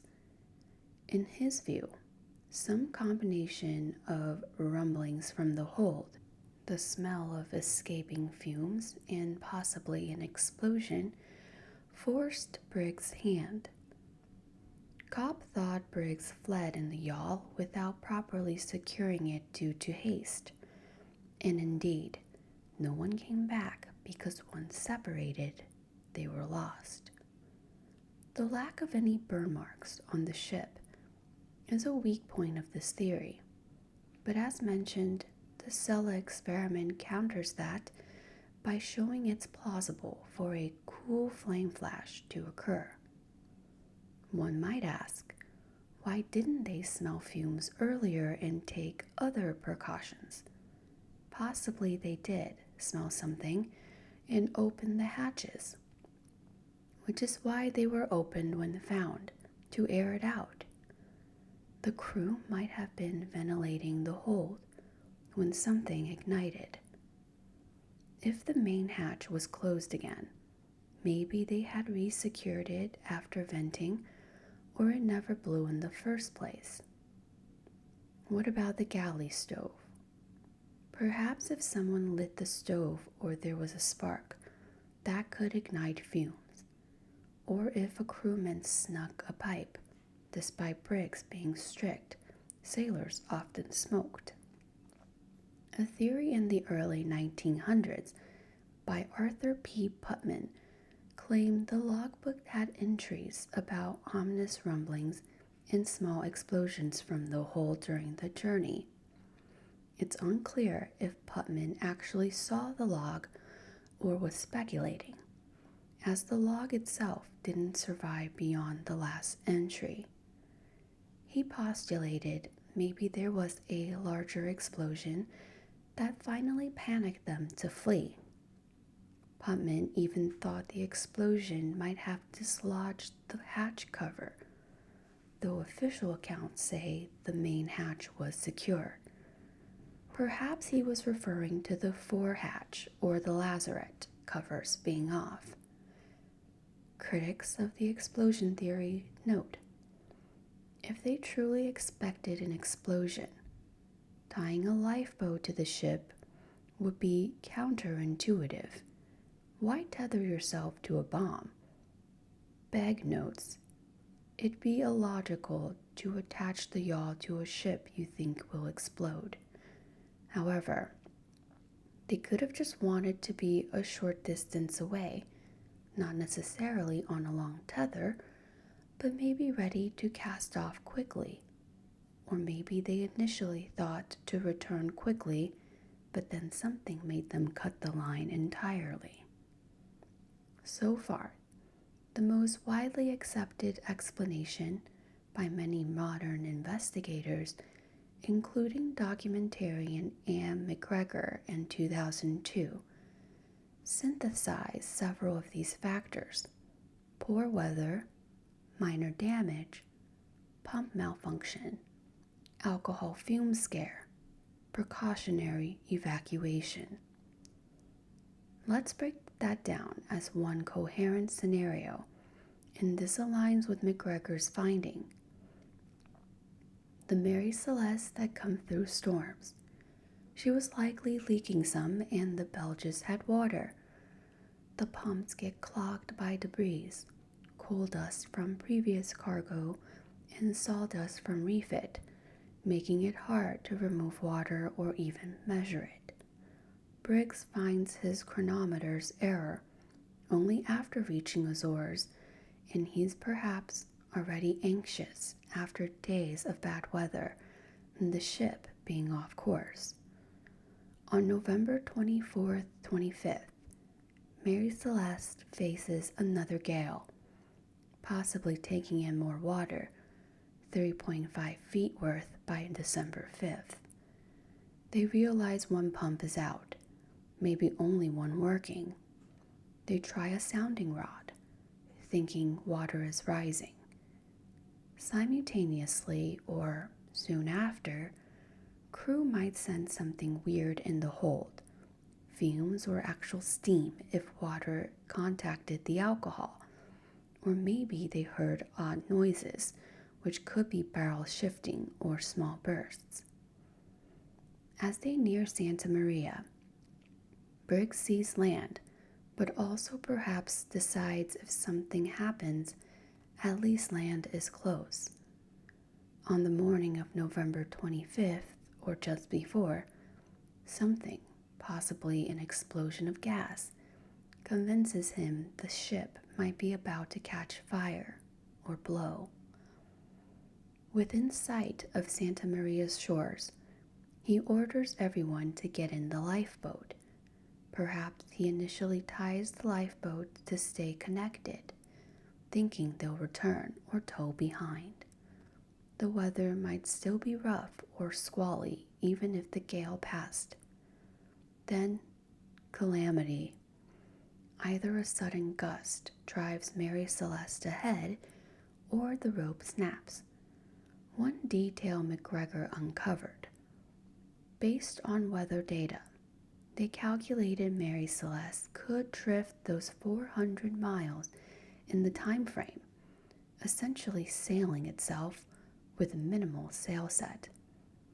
Indeed, Richardson, the oceanographer assisting McGregor, said we found out it basically just sailed itself. Mary Celeste may have been able to maintain some forward momentum even without a crew, given her sails weren't all gone. The yawl with everyone in it is left bobbing. Perhaps the weather worsened or they simply cannot catch up. At some point, the lifeboat likely swamped or capsized, drifted out to sea, dooming all aboard. It's a grim but internally consistent chain of events that matches most evidence and doesn't require any supernatural element or improbable human malice. However, before we conclude, for completeness, let's stroll through the more fun fringe theories that have been proposed in the Mary Celeste saga. These often reflect the imaginative storytelling that attached to this mystery, especially once it became famous. We'll do this in a calming, storytelling way, acknowledging them as unlikely, but fascinating products of human creativity. Tales tall and strange. As early as the 1880s, the mystery of the Mary Celeste captured popular imagination, inspiring fiction and speculation far beyond the facts. Over the years, people have proposed some truly fantastical explanations, some as literary devices, other in apparent seriousness. In our sleepy exploration, let's gently recount a few of these colorful theories. The giant sea monster attack. In an era when the giant squid was a relatively new legend, proof of such creature was scant in the 19th century. One idea was that a monstrous cephalopod might have risen from the depths and plucked the crew off one by one. This was suggested semi-seriously in Chambers' journal in 1904. The story imagined a giant octopus or squid grabbing people off the deck. Indeed, giant squids can grow up to 15 meters or 49 feet long, and historical tales exist of them allegedly attacking small boats. However, to accept this, you'd have to believe the creature managed to leave the ship itself completely intact, and also took away the yaw, since that was gone too. As one skeptic noted, such a creature could conceivably have picked off a crew member, but it could hardly have taken the yaw and the captain's navigational instruments. It's a bit too neat that a sea monster would devour everyone and then politely untie the lifeboat and snatch the sextant on its way out. So while fun in a sea yarn, this theory holds no water. Still, it adds to the ghost ship lore. One can visualize it in a fanciful painting, tentacles snaking over the rail as terrified sailors leap overboard, a scene for a nightmare or a pulp magazine cover. Arthur Conan Doyle's fiction. One cannot discuss Mary Celeste without mentioning the role of Sir Arthur Conan Doyle, creator of Sherlock Holmes. Before Holmes, in 1884, Doyle wrote a short story titled J. Habakkuk Jepson's Statement. It was published anonymously in Cornhill magazine and was a sensation. Doyle deliberately changed names, calling the ship Marie Celeste, which incidentally caused that incorrect name to persist in pop culture. His story was a lurid tale of a vengeful ex-slave and his conspirators taking over the ship. In Doyle's plot, a fanatic named Septimius Goring leads some crew to murder others and sail the vessel to Africa as part of a bizarre scheme. It was pure fiction, including details like passengers on board, a black flag found, all made up. Yet the story was so well written and intriguing that many took it as a serious explanation. Even the U.S. consul in Gibraltar at the time, the real Horatio Sprague, who had been involved in the inquiry, wrote to London to ask if any of Doyle's story could be true. Doyle hadn't expected that reaction. His tale, however, did much to cement the mystique of the Mary Celeste and introduced false detail that would be repeated as a fact. For example, the idea of still warm meals on the table, or that the ship was in perfect order except people missing, details which came from fiction or later embellished accounts. Doyle's work cast a long shadow. Even today, Marie Celeste is often heard instead of Mary Celeste. The cursed and ghostly intervention. Given the ship's later reputation, some have whispered about ghosts or curses. After the 1873 incident, Mary Celeste struggled to find business and mariners willing to sail her. As word spread, she was unlucky. By the time she was finally wrecked in 1885, at least 2 more captains had died while commanding her on later voyages. Such coincidence fed into the idea of a cursed ship, one that perhaps had some malevolent aura. An undated article in the British Journal of Astrology went completely off the deep end, calling the Mary Celeste a mystical experience and connecting it with the Great Pyramid of Giza, the lost continent of Atlantis, in British Israelite lore. This was mysticism for mysticism's sake, essentially invoking every esoteric thing to explain the unexplainable. Some have invoked the Bermuda Triangle, even though Mary Celeste was nowhere near that region. But once it became a ghost ship, people lumped it with any spooky sea phenomenon. Alien abduction.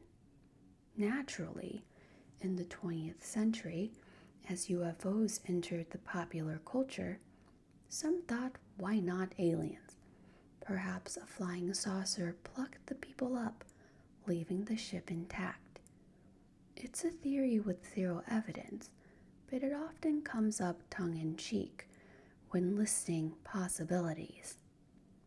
As one summary put it, such far-fetched theories were bandied about, but nobody found these compelling. Time travel. A truly fringe notion is that the Mary Celeste's crew stepped into some twilight zone, a rift in space-time, an interdimensional portal. This is purely speculative, fiction territory, not something any historian proposes, but it appears in some creative retellings. It's the sort of idea where the ship is left as a Marie Celeste. The term has come to mean any situation where people inexplicably vanish because they got sucked into a parallel universe or time warp. Poisoned food or hallucination. An intriguing left-field theory is whether the crew could have been victims of mass hallucination or panic due to contaminated food. One suggestion was that the bread flour on board might have been tainted with ergot fungus, which can cause ergotism, a condition known to produce hallucination, irrational behavior, and even convulsions. It's been posited in other historical mysteries, like Salem's witch trial. If the crew ate moldy rye bread, harboring ergot, they might have experienced LSD-like effects and potentially done something irrational like abandoning ship in a delirium. Mental Floss mentions this theory humorously alongside sea monsters and aliens. While intriguing pharmacologically, it's not widely supported by evidence. We have no reports of the crew acting strangely prior, and it would be quite a coincidence for everyone, including Captain, to be affected to the point of jumping overboard or piling in a lifeboat to nowhere. But it's a fun fringe idea to note. Elaborate hoaxes. At times, people have concocted fake first-hand account to solve the Mary Celeste mystery. In 1913, the Strand magazine published a supposedly true account from one Abel Fosdyke, claiming to be a survivor of the Mary Celeste. Fosdyke's tall tale was that the crew had built a temporary platform on the side of the ship as a sort of swimming deck for fun. During a swimming race among crew in the ocean, the platform collapsed and everyone drowned or was eaten by sharks, except him. He claimed he clung to wreckage and eventually washed ashore somewhere remote. This story was filled with glaring errors, wrong names for crew, wrong details like calling Briggs' daughter much older than 2, and using language a real sailor wouldn't. It's considered an obvious hoax, yet some readers at the time were taken in by it, because it was presented seriously. Then in 1926, an Irish writer, Lawrence Keating, published another fake survivor story about one John Pemberton. This tale was very elaborate. It claimed there was a conspiracy where Briggs and Morehouse were colluding. A mutiny and a double cross happened. Murder and madness ensued, basically weaving many earlier theories into a dramatic narrative. It even had the nerve to use Doyle's fictional name, Marie Celeste, and other incorrect details. Yet it was written so convincingly that even the New York Herald Tribune initially fell for it and reported it as fact, saying the mystery was beyond dispute solved. It was later debunked as pure fiction. McDonnell Hastings called Keating's hoax an impudent trick by a man not without imaginative ability. In 1924, another invented story by Captain R. Lucy in the Daily Express suggested Mary Celeste's crew had stumbled on a derelict ship with gold, stole it, and used that ship's lifeboat to escape to Spain, abandoning Mary Celeste at sea. This again had no basis in official records and invented a boatswain who never was listed among the crew. Readers apparently were credulous enough at the time that these stories got traction until authorities or keen researchers pointed out the inconsistencies. These sensational accounts and ideas, while dismissed by researchers, served to keep the Mary Celeste in public discourse. Each new outrageous theory added to the mystique. By the mid-20th century, the term Marie Celeste entered colloquial use to describe any scene of eerie abandonment. It became cultural shorthand in literature and media. You'll find references to something being like the Mary Celeste when a place is found empty under odd circumstances. While we can smile at the notion of ghostly intervention or giant squid dinners, it's important to remember Behind all the myth-making was a very real human tragedy. 10 people, including a mother and her small daughter, lost their lives or at least disappeared without a trace, leaving grieving families. The Mary Celeste was not fiction to them. It was a devastating reality. Now, having covered everything from the grounded to the far-fetched, let's summarize what modern investigations have deduced as the most likely chain of events. This is where evidence-based reasoning leads us, synthesizing the plausible aspects of theories we've discussed. Modern investigation and likely explanations. In recent years, researchers like Anne McGregor have revisited the Mary Celeste case with fresh eyes and modern tools. Let's recount McGregor's findings, which we touched on earlier, as they provide an elegant explanation consistent with many clues. McGregor first worked to rule out the impossible or implausible. Sea monster attacks, dismissed outright. Pirate raid, ruled out by the intact cargo and belongings. Mutiny. She interviewed descendants and found no hint the crew were anything but loyal. Plus, the alcohol was not drinkable. She noted that the popular exploding hatch theory, alcohol fumes blowing the hatch off, didn't match DeVoe's testimony. The main hatch was secured when found, and no strong smell of fume was noted, so any explosion likely was not one that physically blew open the heavy hatch cover. She then honed in on where and when the abandonment likely happened. The last log at November 25th near Santa Maria, and the fine point December 5th about 400 miles east. Could the Mary Celeste drift that far on her own? Using historical weather data, the ICOADS database, and working with oceanographer Phil Richardson, McGregor plotted the winds and currents. They concluded, yes, the ship could have essentially sailed itself that distance in the time given the wind patterns. That removed Solly Flood's doubt of how it got so far. It also meant Briggs likely abandoned ship on November 25th or 26th near the Azores. Why there? McGregor considered that sight of land might be a key.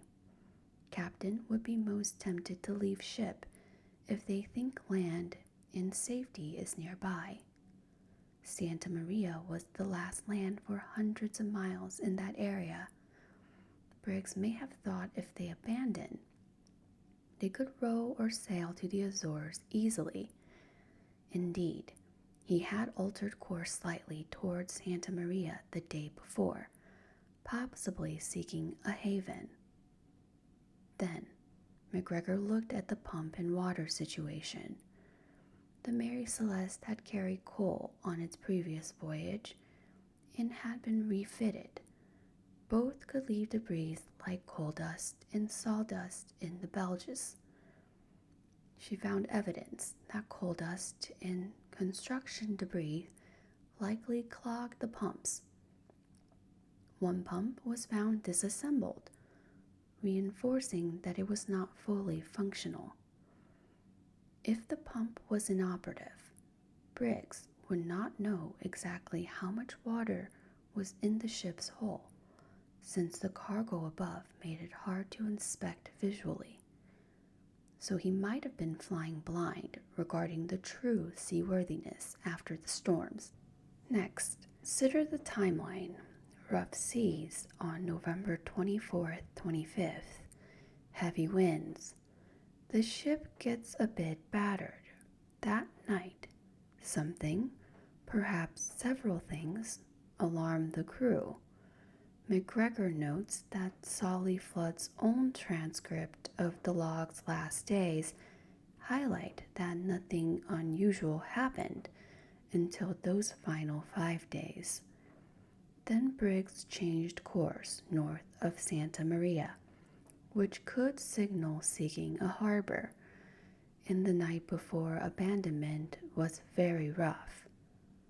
McGregor suggests that with a disabled pump, unexpected rough weather, a chronometer error causing navigational uncertainty, and possibly fumes from the alcohol, Briggs faced a scenario where he could not be sure the ship wasn't going to founder. The ship was listing or low in the water from water intake.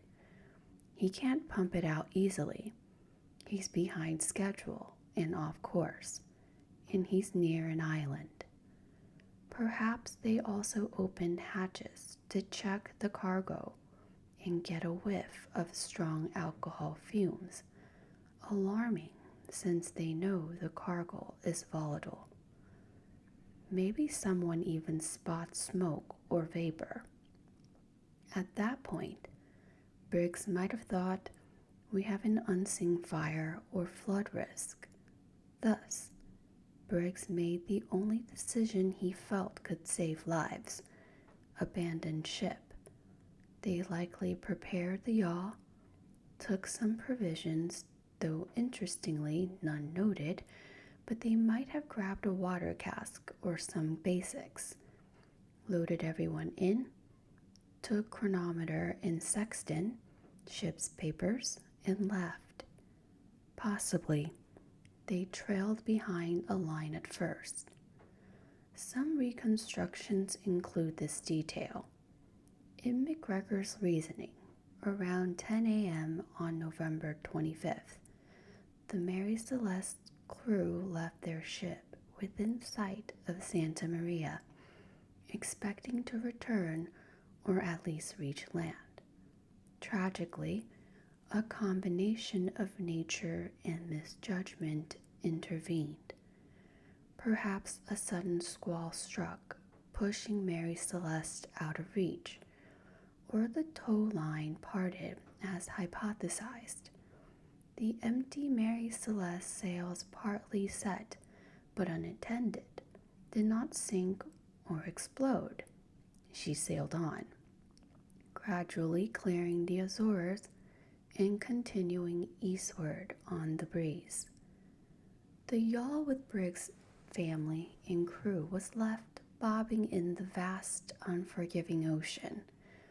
In all likelihood, it eventually capsized or drifted far into the Atlantic, where its occupants perished from exposure or drowned. They left no trace. McGregor found all these elements combined provided a rational explanation without recourse to implausible events. Importantly, it portrays Briggs not as foolish or crazy, but as a man confronting a potentially deadly but ambiguous threat, like an imminent explosion or sinking, in choosing to err on the side of caution by getting his loved ones and crew off the ship. It just happens to be the wrong call, given the actual outcome. This scenario also accounts for the orderly departure. It was planned to some extent, not scrambling in chaos. That matches the evidence of relatively neat cabins and no violence. While we can't never be 100% certain, since no survivors or direct witnesses remain, this composite theory is widely regarded by maritime historians as the best fit. The Mary Celeste likely suffered no single dramatic disaster, rather a chain of smaller problems and fears led to an overreaction that turned into catastrophe. The aftermath. One might think the Mary Celeste would be retired after such infamy, but the ship herself sailed on for 30 years after the 1872 incident. However, she never shook off the ill-starred reputation. When she arrived in Genoa in 1873 to finally unload the alcohol, the story of her ghost voyage has spread. According to one account, the Mary Celeste rotted on wharves where nobody wanted her in the months after. Eventually, her owners sold her at a significant loss in 1874. Over the next decade, she changed hands multiple times, mostly working in the West Indies in Indian Ocean trade routes. The name Mary Celeste was retained. No one bothered to change it again, though maybe they should have. In the years following, her luck remained poor.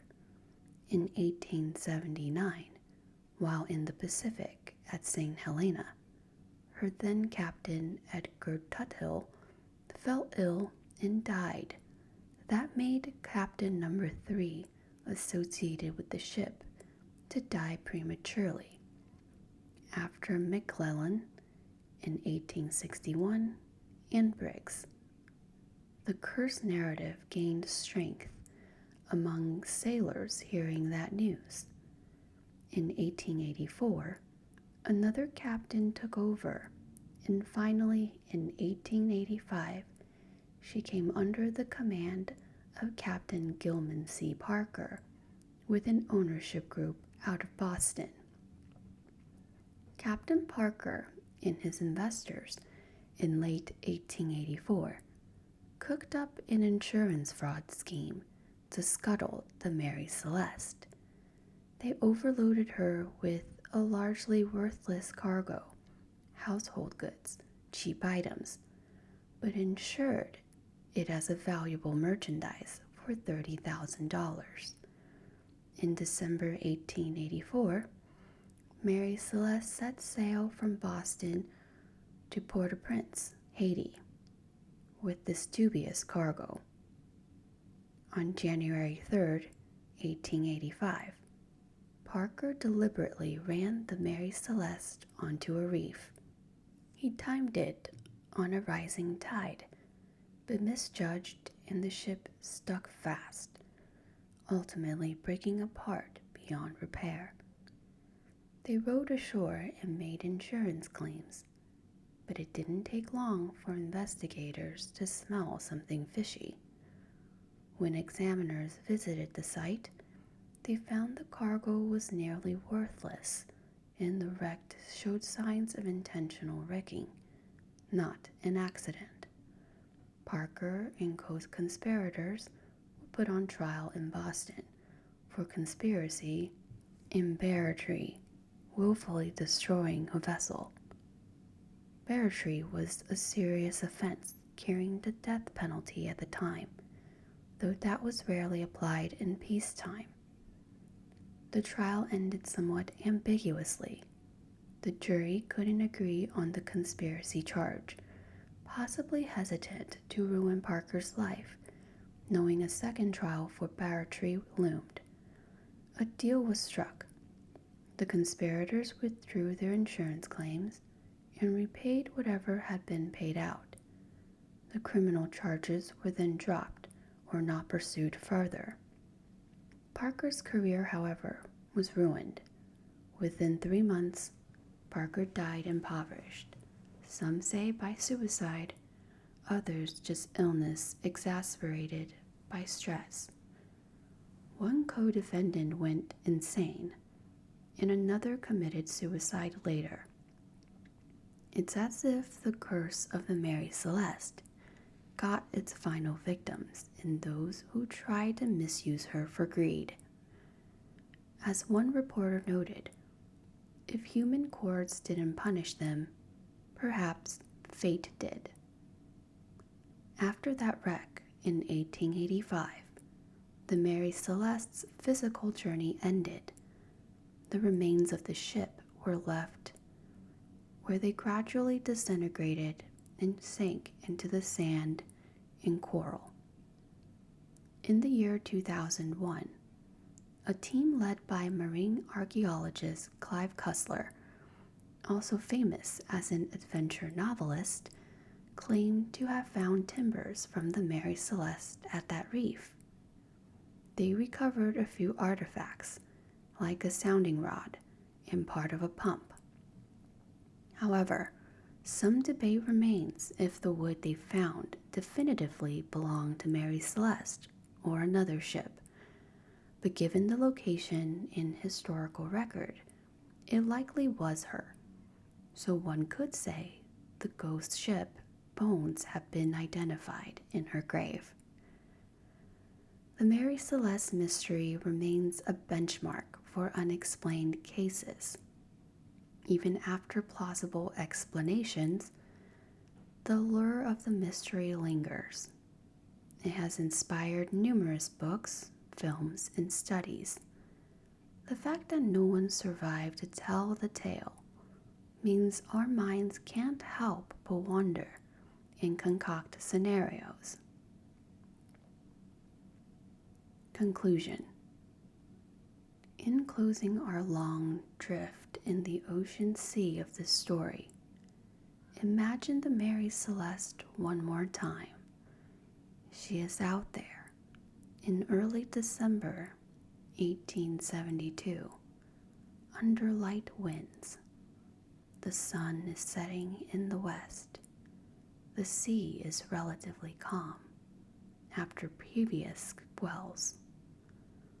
The ship's wheel creaks as it turns a few degrees, guided by no hand but by the balance of her sails and rudder.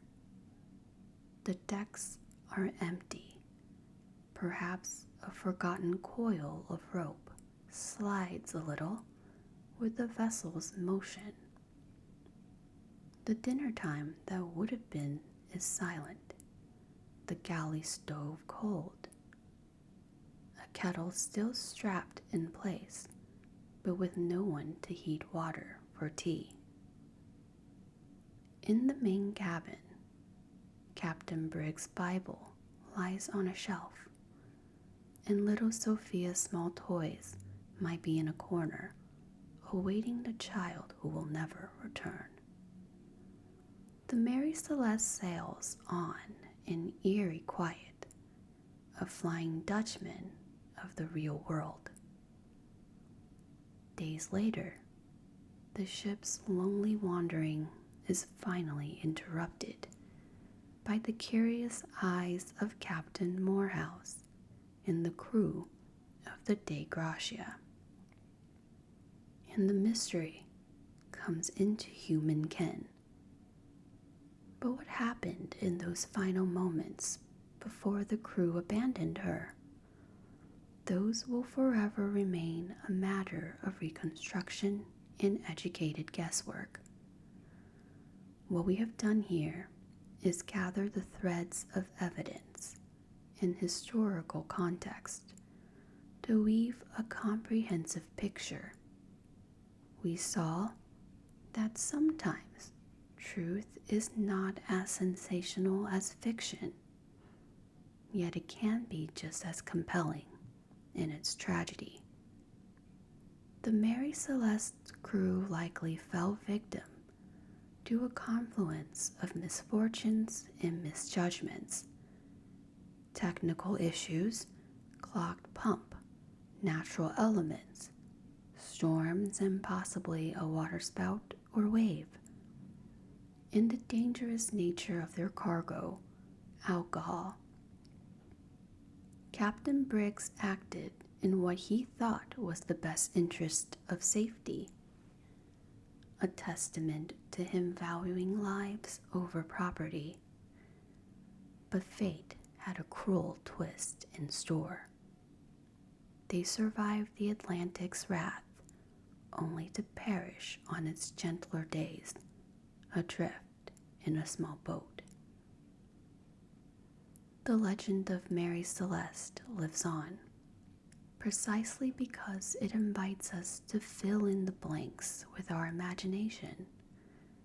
It's a classic whodunit of the waves, except the culprit is nature itself. In nature, she keeps her secrets deep. As you close your eyes, perhaps you can picture that brigantine once more, sails glowing faintly in moonlight, ghosting across the calm sea. In our mind's eye, maybe we see 10 shadowy figures climbing down a rope into a boat, their voices low, hearts pounding with uncertainty. A lantern might be hung on the mainmast, a hopeful sign to guide them back. Then a gust of wind, the lantern flickers, the rope snaps, a cry goes out. The Mary Celeste, relieved of her crew's weight, hewed over gently and caught the breeze. She forged ahead, slowly leaving the lifeboat behind in the gathering darkness.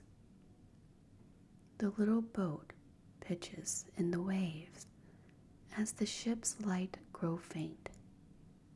One can almost hear Captain Briggs shouting desperately into the night, calling his ship's name, but the only answer is the wind in the waves. And so, the Mary Celeste sails into legend, forever crewless, yet never entirely alone. For we, generation after generation, have sailed with her in our imagination, seeking answers that remain just beyond the horizon.